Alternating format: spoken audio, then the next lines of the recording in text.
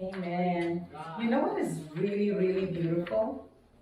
I'm going to say something here now that I wasn't meaning to, but when we're standing here and looking at you and we see all the faces that you're doing, and we're singing songs like this, and I'm seeing people singing and smiling, people singing and really meaning it, people singing and really worshiping. It's beautiful. Estou a dizer que quando a gente está deste lado e olha e vê as vossas carinhas todas, vê tudo o que vocês estão a fazer. Às vezes estão a dormir, às vezes estão a acordar. Não é, pastor? A gente é tudo. E agora estamos a cantar músicas destas e quem entende e quem entendeu as palavras que estávamos a cantar e está a sorrir, e está, a gente tem que estar mesmo a cantar do coração e está a louvar e está a dizer toda a tua vida foste tão bom para mim, Deus tem abençoado tanto e fiel. Maravilhoso, é isso mesmo que nós queremos com isto.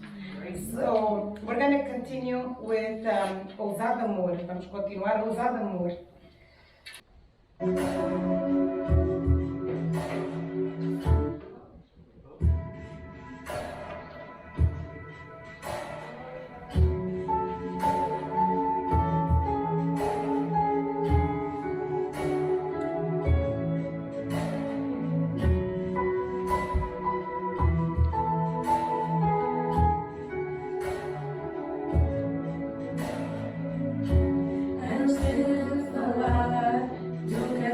So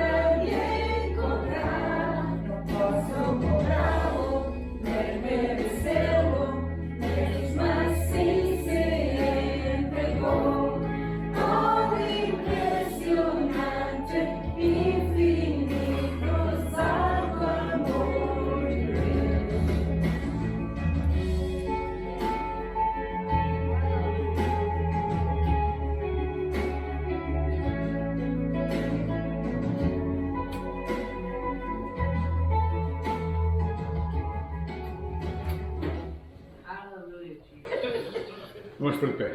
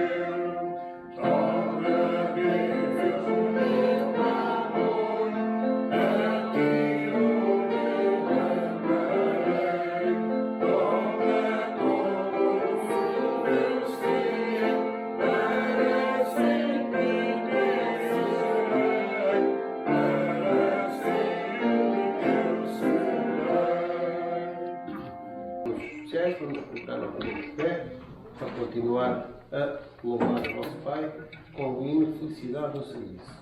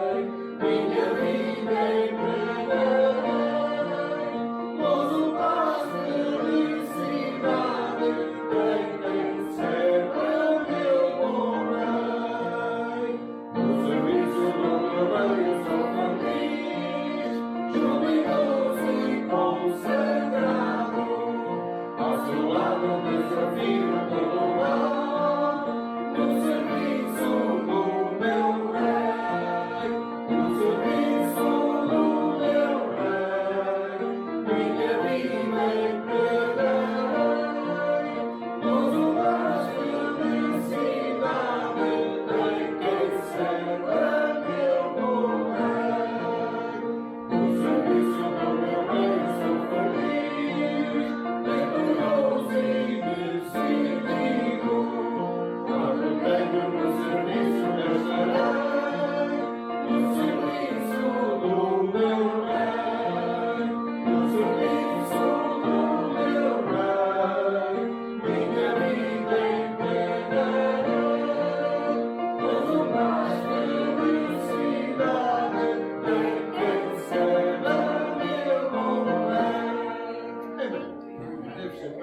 momento, abençoado seja o Senhor. Vamos pedir ao pastor para nos trazer a mensagem. E primeiro vamos ter a nossa irmã Margarida Mendonça, que vai ler a primeira Timóteo 3, do versículo 1 ao 13. Bom dia, meus irmãos. Vamos ler a palavra do Senhor. Esta é uma palavra fiel se alguém deseja o episcopado excelente, obra desejada. Convém, pois, que o bispo seja irrepreensível, marido de uma mulher, vigilante, sóbrio, honesto, hospitaleiro, apto para ensinar, não dado ao vinho, não espancador, não cobiçoso, de torpe ganância, mas moderado, não contencioso, não avarente, que governe bem a sua própria casa, tendo seus filhos em sua sujeição, com toda a sua modéstia, porque se alguém não sabe governar a sua própria casa, terá cuidado da Igreja de Deus. Não neofito, para que me ensoberbeça, não caia na condenação do diabo. Convém também que tenha bom testemunho dos que estão de fora, para que não caia em afronta e no laço do diabo. Da mesma sorte, os diáconos sejam honestos, não de língua dobre, não dados a muito vinho, não cobiçosos de torpe ganância, guardando o mistério da fé em uma pura consciência. E também estes sejam primeiro provados, depois sirvam, se forem irrepreensíveis. Da mesma sorte, as mulheres sejam honestas, não maldizentes, sóbrias e fiéis em tudo. Os diáconos sejam maridos de uma mulher e governem bem os seus filhos e as suas próprias casas. Porque os que servem bem como diáconos adquirirão para si uma boa posição e muita confiança na fé que há em Cristo Jesus. Amém.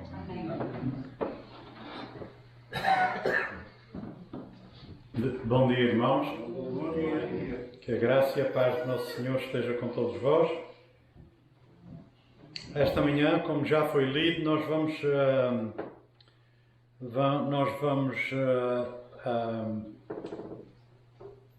dar uma olhada aqui nesta passagem que está lá em Timóteo 3, né, no capítulo 3, de 1 a 13, e vamos falar esta manhã sobre o presbitério da Igreja.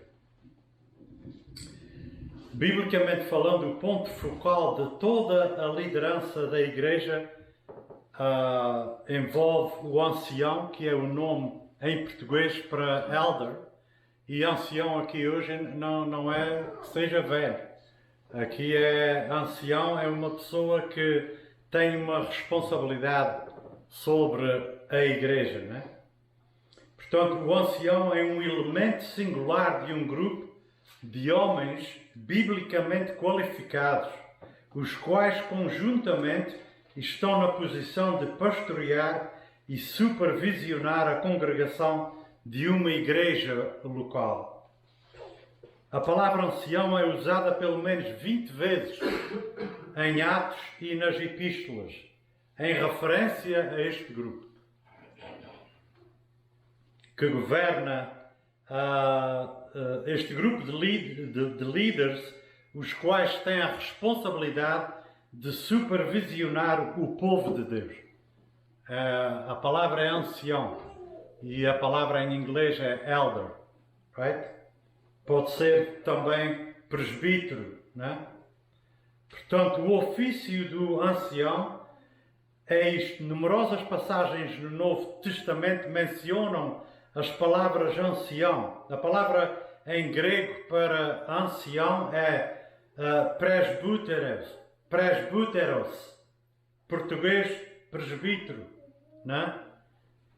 Titus 1, 6 a 9 fala de supervisor, episcopos, pastor, que é poimen, é a palavra em grego original, pastor, que traduzida é literalmente isso, né? O pastor, aquele que toma conta, que apacenta as ovelhas. Todas estas palavras são paralelos inequívocos, ou seja, todas estas palavras significam a mesma coisa. Podem ser usadas intercaladamente uma com a outra. Elder, ancião, right? Episcopos, bispo, né? Pastor, poimen. Portanto, todas estas palavras são usadas intercaladamente entre si, mas significando a mesma coisa. De fato, em Tito 1, 6 a 9, Paulo usa ambos os termos para se referir ao mesmo homem. Presbúteros e episcopos. Todos os três termos são usados indistintamente em Atos 20.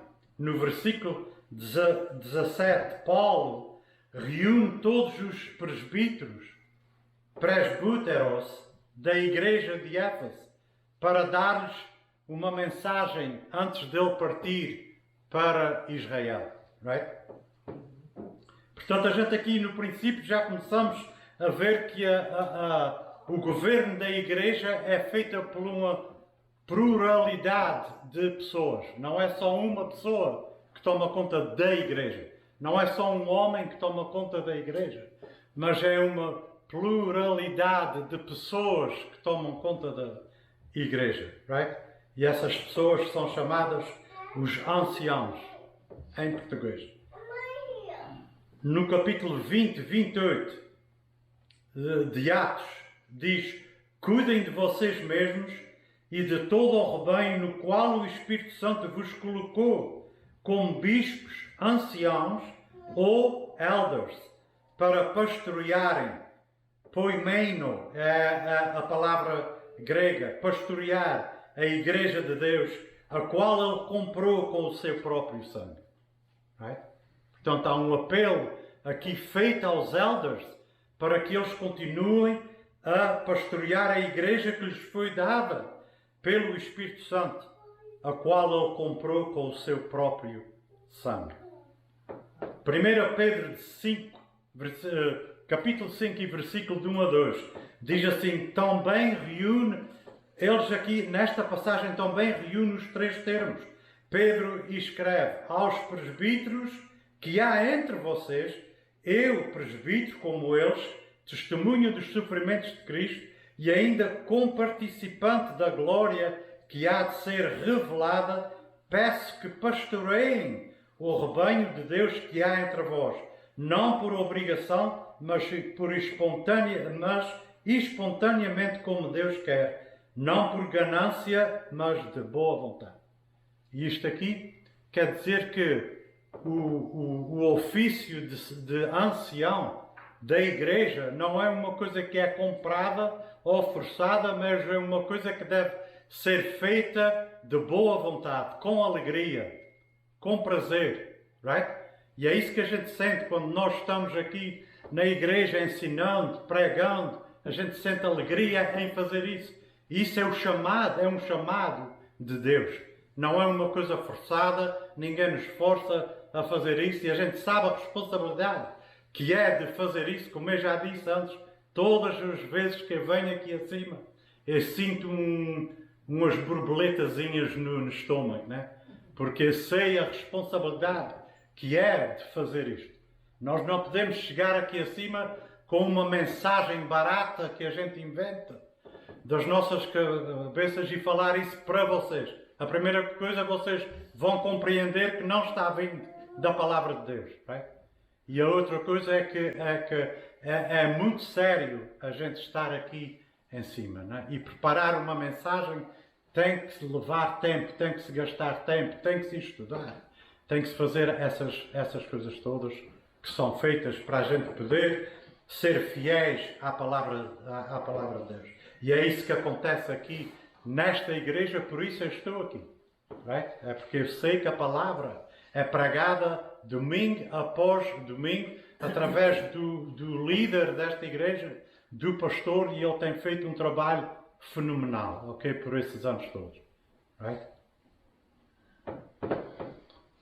Portanto, os diferentes termos então indicam várias características do ministério, não variando os níveis de autoridade. Não há diferença na autoridade, mas há diferentes características no ministério. como algumas igrejas, e não são ofícios separados como algumas igrejas defendem, né?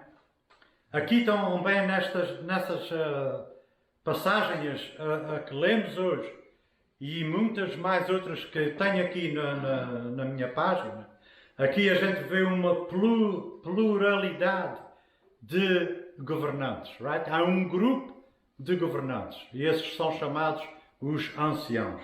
O padrão consistente em todo o Novo Testamento é que cada corpo local de crentes é pastoreado por uma pluralidade de anciãos ordenados por Deus. Deus é quem ordena os anciãos das igrejas. Dito de forma simples, este é o único padrão de liderança da igreja dada no Novo Testamento. Não há outro. É só este. Né? Em nenhum lugar nas Escrituras se encontra uma assembleia local governada pela opinião da maioria ou por um único pastor. Há muita gente que pensa que se há um voto, a maioria ganha. E se a maioria está errada? Right? Não é assim que funciona. Há um grupo de anciãos que analisam todas essas coisas, especialmente as espirituais, para o bem da igreja, o que vai edificar a igreja. E é baseado na palavra de Deus que decisões têm que ser tomadas. Não é porque um gosta mais, o outro gosta mais, e depois chegam a uma faixa mariotária onde as pessoas... Não, mas a democracia, a igreja votou mais para isto ou mais para aquilo. Temos que analisar o que é que foi votado, em que base é que esse voto foi aceito, e isso depende, e isso está com a responsabilidade de ser elder ou ancião da igreja. O apóstolo Paulo deixou Tito em Creta e instruiu a nomear anciãos em todas as cidades. Ele não mandou a igreja ir pelas cidades dos membros à procura. Quem é que ele mandou? Tito, porque Tito era um ancião ele próprio. Portanto, é o ancião que vai escolher outro ancião. Não é os diáconos, não é a igreja escolhe os diáconos, right? Mas os elders é que escolhem elders, right? Okay? Essa é da maneira que funciona. E já se sabe que é aprovado pela igreja, né? Mas a sugestão de quem vai ser elder tem que partir de outro elder, right? Porque eles é que têm a responsabilidade de tratar dessas coisas, right? E a gente já vamos ver mais abaixo como é, né? Só Tito 1:5 fala disso, né? Que Paulo ordenou Tito para que ele fosse pelas cidades, né? Nomeando anciãos, homens que têm estas qualificações que nós já lemos e que vamos ler daqui a pouco, né? Portanto, até Tiago instruiu aos seus leitores a chamarem quem? Os anciãos da igreja para orarem por aqueles que estão doentes. Okay? Portanto, é uma responsabilidade dos anciãos de orarem pelas pessoas enfermas, pelas pessoas da igreja. Isso é uma e eu não quero dizer que todos nós temos que orar uns pelos outros, mas especificamente é um trabalho que está no ofício de ancião. Quando Paulo e Barnabé estiveram em Derbe, Listra, Icônio e Antioquia, eles nomearam presbíteros, elders em cada igreja. Portanto, nós aqui vemos que há uma pluralidade de governantes e sempre havia o cuidado de nomear essas pessoas para tomarem conta da igreja. Paulo não podia estar em todos os lugares. Portanto, ele deixava anciãos homens que caem dentro deste padrão que ele explica aqui no capítulo 3 de 1 a Timóteo. Atos 14, 23. E promovendo-lhes em cada igreja a eleição de presbíteros ou anciãos, depois de orar com jejuns, os encomendaram ao Senhor em quem haviam crido. Portanto, é uma coisa séria. Right? Era com oração, era com jejum, que esses homens eram escolhidos entre as congregações. Na primeira epístola de Paulo a Timóteo, o apóstolo referiu-se aos presbíteros, ou seja, aos anciãos que governam bem. Ele falou deles, ele falou desse povo, desse grupo de homens biblicamente preparados que governavam bem. Portanto, todas estas coisas são provas que a Igreja sempre foi governada por um grupo de homens que eram piedosos, homens que eram estudiosos, homens que conheciam a palavra de Deus e que sabiam manejá-la, né? Timóteo 5:17 diz assim: esses homens devem ser considerados merecedores de pagamento em dobro, os presbíteros que presidem bem, especialmente os que se esforçam na pregação da palavra e no ensino. E eu acredito que isto aqui encaixa mais ou encaixa melhor na vida de um elder que é pastor principal da igreja. Okay? Nós vimos tão bem quando Paulo, em Atos 20, versículo 17, ele se dirige aos presbíteros da igreja, aos elders, aos anciãos em Éfeso. E é interessante que o livro de Atos indica que havia elders na igreja em Jerusalém. A igreja em Jerusalém era governada pelos apóstolos. Quem é que estava acima dos apóstolos? Ninguém. Não. Mas eles tinham elders. Eles tinham outro grupo de gente ali que eram considerados no mesmo nível e que tomavam as decisões que eram precisas. Right? Portanto, a palavra elder não é, ou ancião, não é uma palavra suja, é uma palavra que existe na Bíblia, tanto no Novo como no Velho. E a gente vai ver daqui a pouco alguns versículos que falam que mesmo no Velho Testamento já existia a palavra elder, right? Que pode ser velho, mas já é aplicada aqui como ancião, como uma pessoa madura na fé, right? E nas coisas de Deus. Né? Portanto, até na igreja em Israel, onde os apóstolos eram os dirigentes, eles tinham um grupo de elders. Atos 11:30 diz assim: e eles o fizeram enviando essa ajuda a quem? Aos presbíteros, ou seja, anciãos, por meio de Barnabé e de Paulo. Né? Portanto, uma oferta que foi colecionada nas igrejas gentias, mas fora de Jerusalém foi levada até aos presbíteros e levada por Barnabé e por Paulo.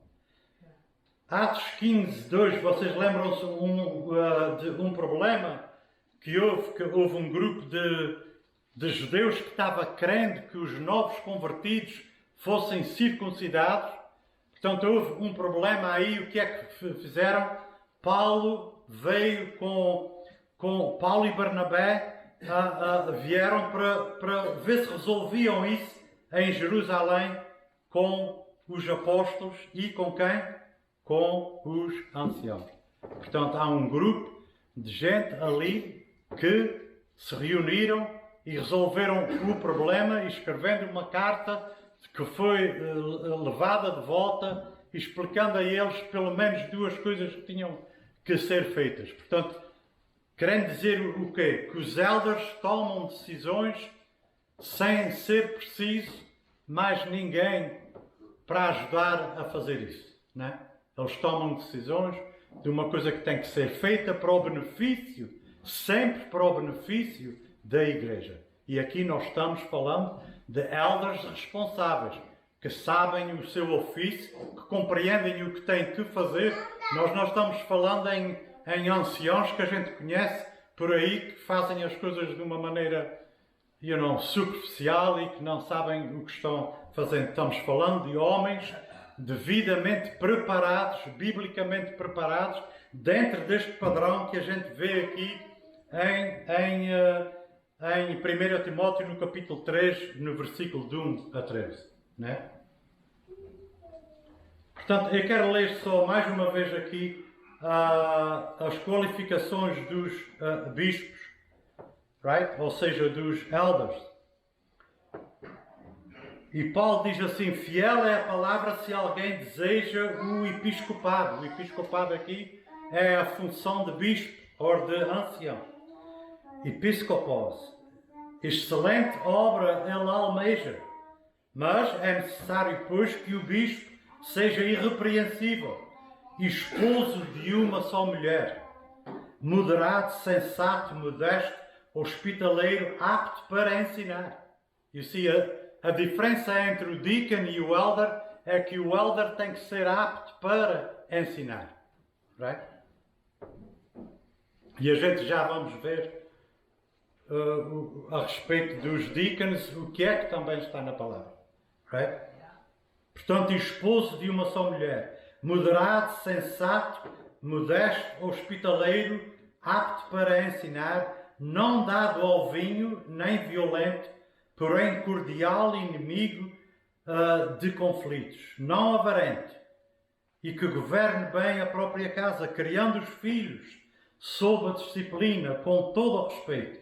Pois se alguém não sabe governar a sua própria casa, como cuidará da Igreja de Deus? Que o bispo não seja recém-convertido, para não acontecer que fique cheio de orgulho e incorra na condenação do diabo. É necessário também que ele tenha bom testemunho dos de fora, a fim de não cair na desonra e no laço do diabo. Essas pessoas que querem ter essa posição têm que ter uma boa reputação, não só na igreja, mas fora da igreja. As pessoas têm que olhar lá fora para essa pessoa e verem que essa pessoa tem uma vida diferente da vida deles. Right?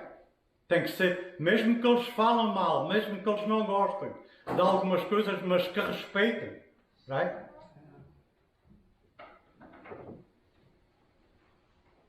E no versículo 8 começa então a descrição dos diáconos. Do mesmo modo quanto a diáconos é necessário que sejam respeitáveis de uma só palavra, não inclinados a muito vinho, não gananciosos, conservando o mistério da fé com a consciência limpa. Também estes devem ser primeiramente experimentados. E caso se mostrem irrepreensíveis, que exerçam o diaconato. Do mesmo modo quanto a mulheres, é necessário que elas sejam respeitáveis, não maldizentes, moderadas e fiéis em tudo. E isto aqui, na minha opinião, mostra que uma mulher pode ser diácono. Ok? Ou diaconessa neste caso. O 12 diz assim: o diácono seja marido de uma só mulher e governe bem os seus filhos e a própria casa, pois os que desempenharem bem o diaconato alcançarão para si mesmos uma posição de honra e muita ousadia na fé em Cristo Jesus. Portanto, este grupo de homens, chamados diáconos, que fazem um serviço incrível em toda a igreja que eles existem, eles, no fim da sua carreira, eles vão ser abençoados pelo serviço que eles prestaram à igreja, right? À comunidade. Portanto, a gente vê que lá em Atos 21, 18, diz assim: no dia seguinte Paulo foi conosco encontrar-se com quem? Com Tiago, e todos os presbíteros se reuniram. Portanto, Paulo já se encontrava em Jerusalém e ele foi se encontrar com Tiago e todos os presbíteros se reuniram. Portanto, as decisões eram tomadas por este grupo de homens. Repetidamente é feita a referência a uma pluralidade de anciãos em cada uma das várias igrejas.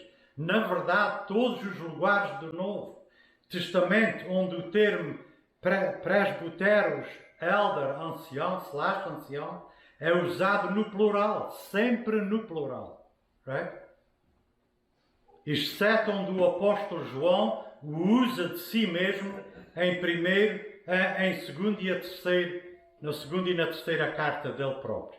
E onde Pedro usa de si mesmo, como nós vimos em 1 Pedro 5.1, e em nenhum lugar do Novo Testamento há uma referência a uma única congregação governada só por um homem.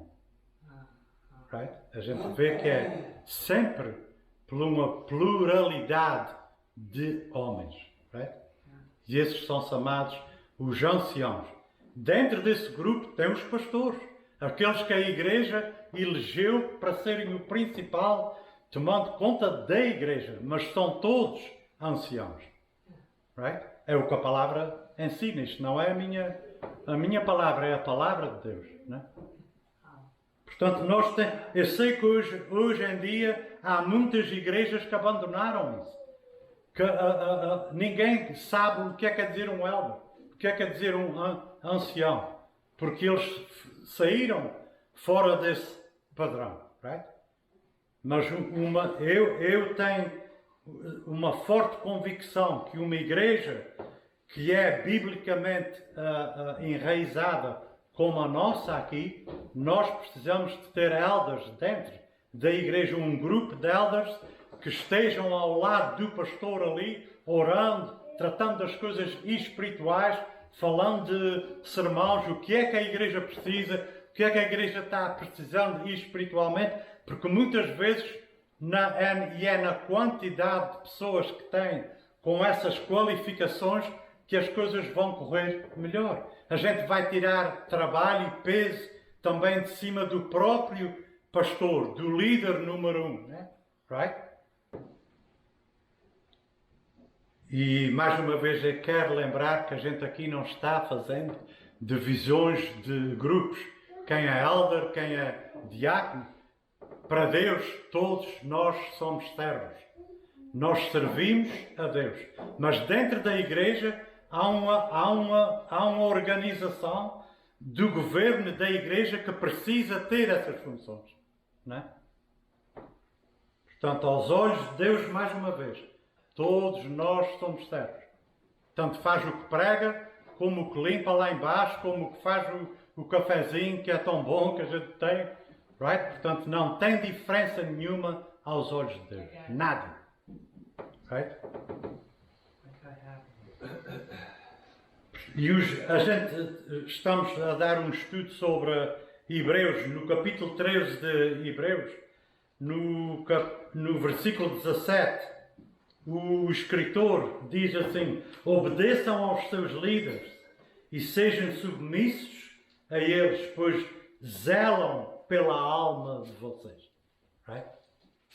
São os elders que zelam pela alma das pessoas da igreja. São eles que oram por cada pessoa, são eles que preparam os estudos, são eles que preparam as mensagens para a alimentação de cada um de vocês. Right? E isso leva tempo.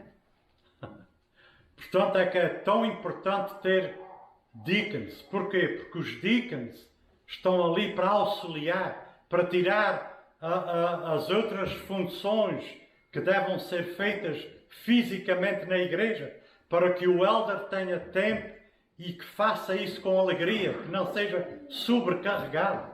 Não é? No culto de manhã eu contei uma história,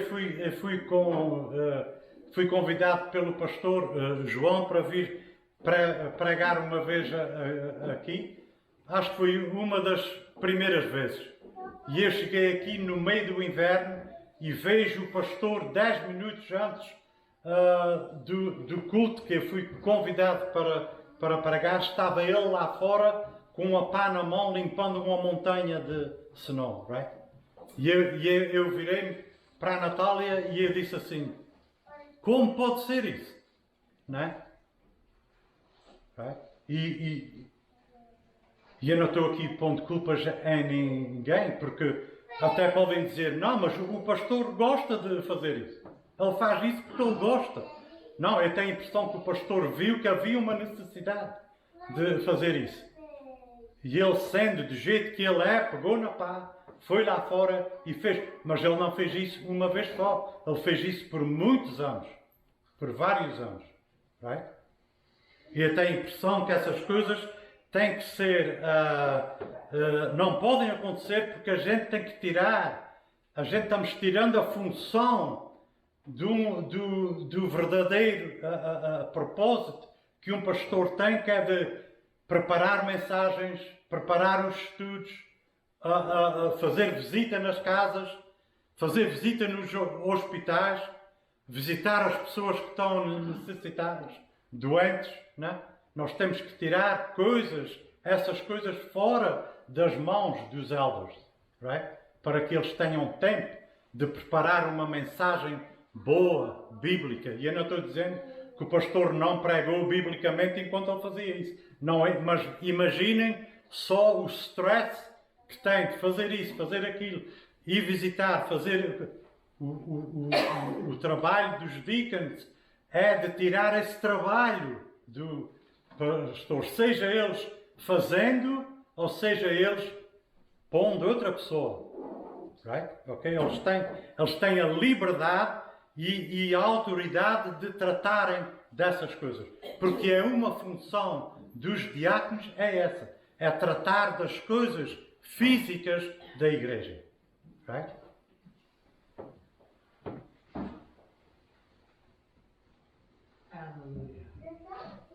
Para que eles possam fazer as suas coisas com alegria e não gemendo. Né?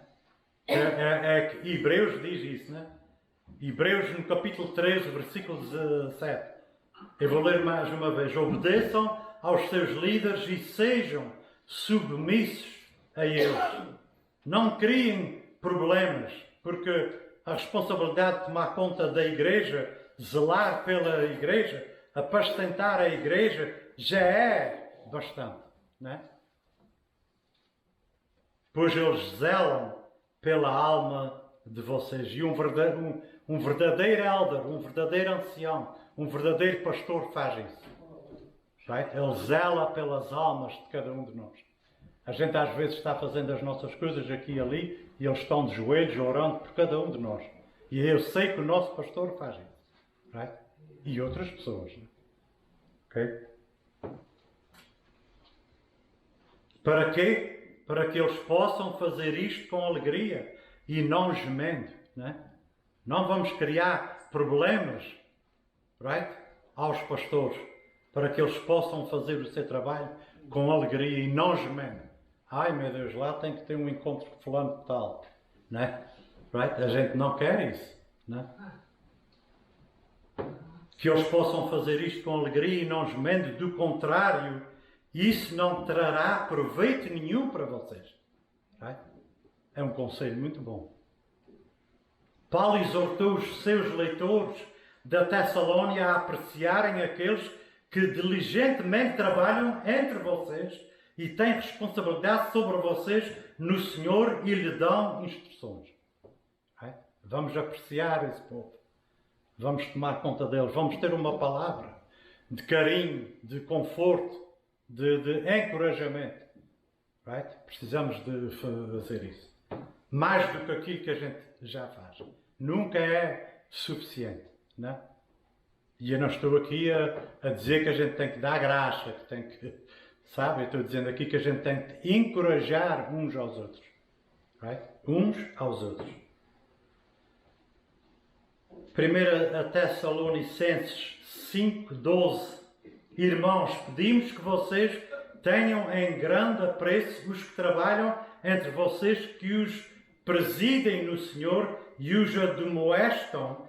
Uma referência clara aqui aos superintendentes na Assembleia da Tessalónica. Right? Muito pode ser dito sobre os benefícios da liderança composta por uma pluralidade de homens piedosos. Seu conselho e sabedoria combinados ajudam a garantir que as decisões não sejam obstinadas ou egoístas em um único indivíduo. Quando nós temos um grupo de anciãos fazendo as decisões juntos, né? É muito melhor que ter só um, porque a tendência é sempre de levar avante aquilo que eu quero, que eu gosto, né? Mas quando nós temos um grupo ali, nós somos responsáveis uns pelos outros, e um pode chegar e dizer: ei, não é assim bem desse jeito, né? Vamos pensar, vamos orar, né? Right? Vamos juntos chegar a um consenso, né? Por isso a pluralidade de governantes é esse must. Tem que ser. Provérbios 11, no versículo 14. Não havendo direção sábia, o povo fracassa. Com muitos conselheiros há segurança. Right? Estamos falando na palavra de Deus. Estamos falando na igreja. Se houver divisão entre os anciãos na tomada de decisões, todos os anciãos devem parar, estudar, orar, observar o que é a vontade de Deus e então juntos chegar a um consenso. É assim que funciona. Right? Portanto, o caráter e a eficácia de qualquer igreja estão diretamente relacionados à qualidade da sua liderança. É por isso que as Escrituras enfatizam a importância da liderança qualificada da igreja e os padrões específicos para avaliar aqueles que serviriam nessa posição sagrada. Portanto, são os anciãos que escolhem outros anciãos. Right? É levado à igreja, é aprovado e está feito, mas a escolha vem do ancião. Right? Ele é que compreende quem é que está preparado para ser ancião. Right?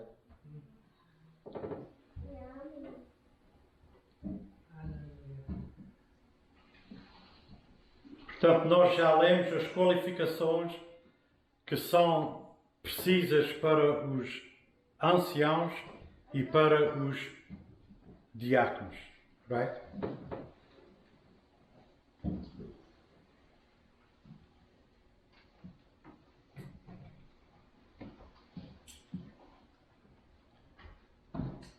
Agora vamos dar uma olhada aqui às funções dos diáconos. A qualificação dos diáconos. Nós lemos aqui na qualificação dos diáconos, em certas alturas, entre a passagem dos elders para os diáconos, até parece que seja tudo igual, mas tem algumas diferenças. Por exemplo, os diáconos não... A diferença que há entre diáconos e elders é que eles não precisam de ensinar ou pregar, ok? Porque não menciona isso. Também não menciona que eles têm que tomar conta da sua casa e Paulo não aumenta ou ele omite aquela passagem que diz que se tu não tomares conta bem da tua casa, como é que vais tomar conta da igreja? Portanto, está visto aqui que o supervisionar a igreja não é um mandatório para o diácono, ou para o diácono, né? Right? Porque lá nos elders diz, se um elder não governa bem a sua casa, está implicando que o elder é suposto de governar a igreja. Right? A responsabilidade dos diáconos. Enquanto o ofício de presbítero, ou seja, ancião, é frequentemente ignorado na igreja moderna, porque muitas vezes nem elders existem, o ofício de diácono é muitas vezes mal compreendido.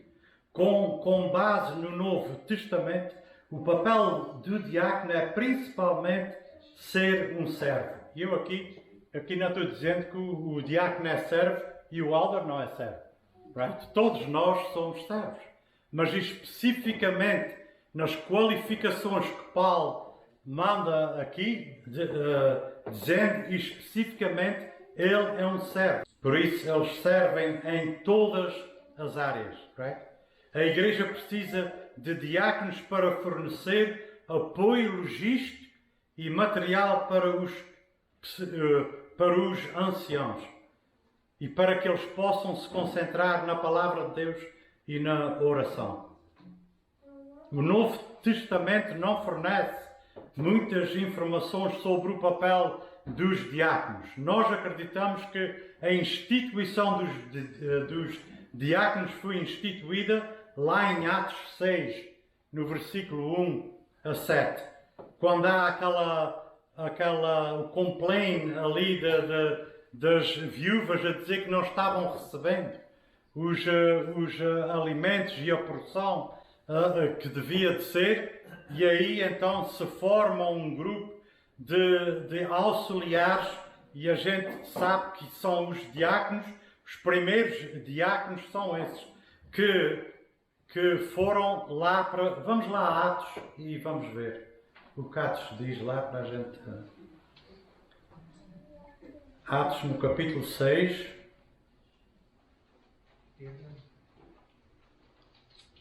Diz assim: naqueles dias, aumentando o número dos discípulos, houve murmuração dos helenistas contra os hebreus, porque as viúvas deles estavam sendo esquecidas na distribuição diária. Então os 12, quem é os 12? Aqui é os apóstolos. Não? Então os 12 convocaram a comunidade dos discípulos e disseram: não é correto que nós abandonemos o quê? A palavra de Deus para servir às mesas. Right? Eles sabiam que a pregação da palavra era muito mais importante. Aquilo era importante, mas a palavra não podia ser deixada de lado para tomar conta disso. Não é? Então o que é que eles fazem? Por isso, versículo 3, por isso, irmãos, escolham entre vocês 7 homens de boa reputação, cheios do Espírito e de sabedoria, para os encarregarmos desse serviço. E aqui começa então o diaconato, né? Quanto a nós, nos consagraremos à oração e ao ministério da palavra. Portanto, o diaconato foi criado para tirar esse peso, essa preocupação que havia e a falta que o comer estava faltando a essas pessoas. Então aí foi. E não quer dizer que isso seja uma coisa... Nós vemos que Filipe foi um dos diáconos, e olha o que Filipe fez, né?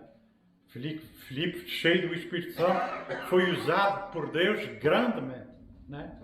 Portanto, ninguém está aqui fazendo diferença de posições, mas cada um tem o seu objetivo dentro desse grupo de líderes.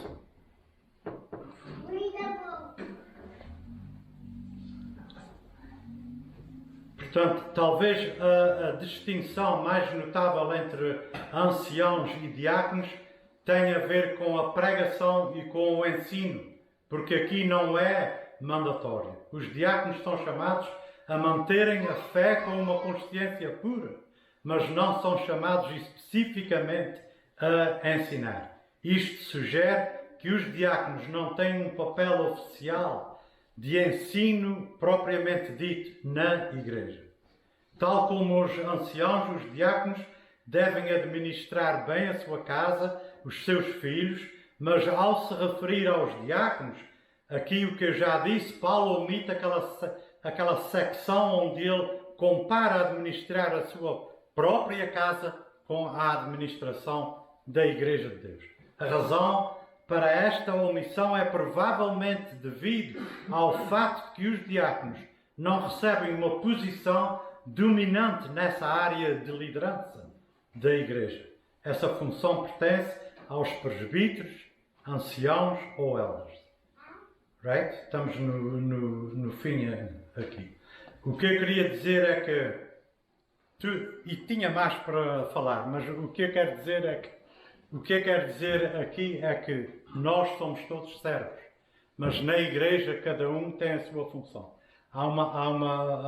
Na liderança propriamente dito isso, temos pastores, temos elders que estão ali apoiando, que são também overseers, que são também supervisores da igreja e que trabalham para o bem espiritual de cada um de nós, não é? Right? Mas eu quero só acabar com aqui alguns versículos, 2 ou 3 só, e se vocês me permitem, para que a gente não pense que isso é uma coisa nova. Isto não é uma coisa nova. Isso é uma coisa que sempre existiu. Mesmo no Velho Testamento já havia elders, right? Ok? Portanto, vamos ler aqui Êxodo 3, 16. Reúna os anciãos, aqui ó, reúna os anciãos, isto é Deus falando com Moisés, reúna os anciãos de Israel e diga-lhes, o Senhor, o Deus dos seus pais, o Deus de Abraão, o Deus de Isaac, o Deus de Jacó, me apareceu dizendo, em verdade eu os tenho visitado e visto o que tem sido feito com vocês no Egito. Aqui fala dos anciãos. Vá lá e fala com os anciãos do povo. Para Moisés ir ao Egito, falar com os anciãos. Quem eram os anciãos? Eram aqueles que ainda tomavam conta daquele povo dentro do Egito. Right? Aqui não está falando de ancião no sentido de velho. Vá lá e fala com os velhos. Não é isso que está dizendo. Anciãos eram homens que eram líderes do seu povo. Right? Êxodo 24 e o versículo 1 diz assim, Deus disse a Moisés, subam para junto do Senhor, você, Arão, Nadab, Abiú e 70 de quem? Dos anciãos de Israel e adorem de longe. E aqui Israel está afirmando a aliança que tinha sido feita. Né? Em Provérbios 31, 23, que fala da mulher virtuosa, diz assim, seu marido é estimado entre os juízes quando ele se senta com os anciãos da terra. Right?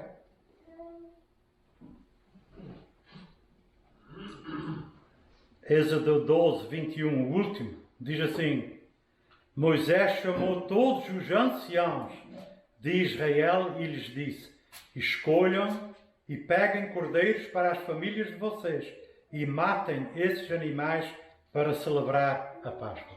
Moisés foi ter com os anciãos, passando a mensagem que Deus lhe tinha dado.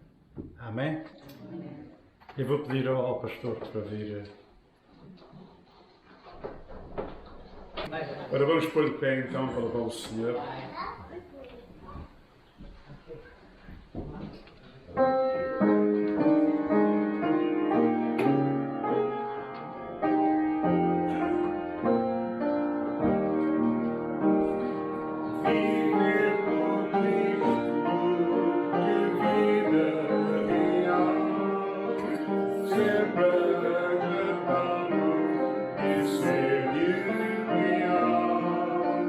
Subir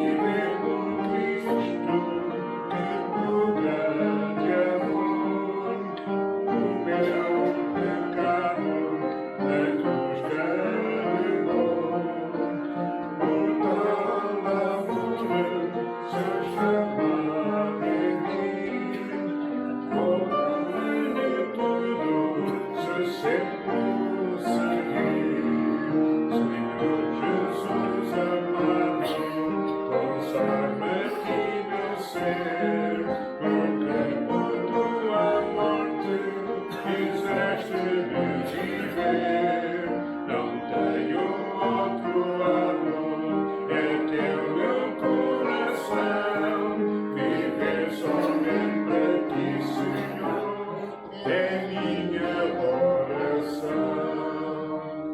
Viver por Cristo em todo lugar, em todo vou libertar, pronta a sofrer aleatória aflição e acostumar em qualquer ocasião. Senhor Jesus amado, consagra-te meu ser, porque por tua morte fizeste-me viver. Não tenho outro amor, é teu meu coração. Viver somente para ti, Senhor, é minha oração.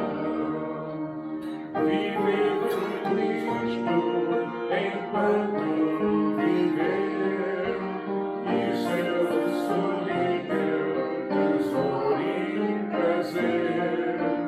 Os vós perdidos por quem se entregou, e os conduz ter paz ao Senhor.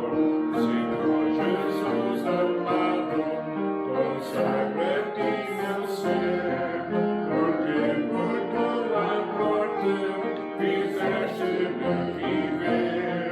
Não tenho outro amor, é teu meu coração.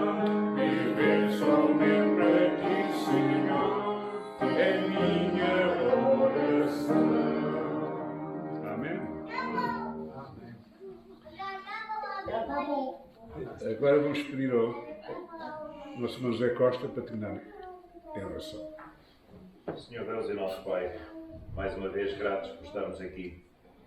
Te agradecemos tudo aquilo que tens feito em nossas vidas. Te agradecemos pela tua palavra que veio a nós, com o teu poder. E te pedimos, Senhor, que faças com que ela permaneça nos nossos corações, para que assim possamos seguir-te a cada dia da nossa vida. Agradecidos por essa mesma vida, Senhor, te pedimos que venhas de encontro às nossas necessidades. Conheces a todos e a cada um, sabendo aquilo que cada um precisa. Que, segundo a tua vontade, venhas atender as nossas orações, sarando, curando, ajudando, dando forças, para que possamos suportar tudo aquilo que temos, que passamos a cada dia. E sabemos que contigo somos mais do que vencedores. Obrigado, teu pastor, por todos aqueles que ministram a tua palavra. Continuas a dar, Senhora, da tua sabedoria, para que possamos assim aprender aquilo que tu queres de nós. Sê connosco no resto deste dia e leva-nos a nossas casas, Senhor, seguros, acompanhados por ti, e que permaneças connosco até nos reunirmos aqui outra vez. É no nome do teu Filho amado que eu te peço e agradeço. Amém.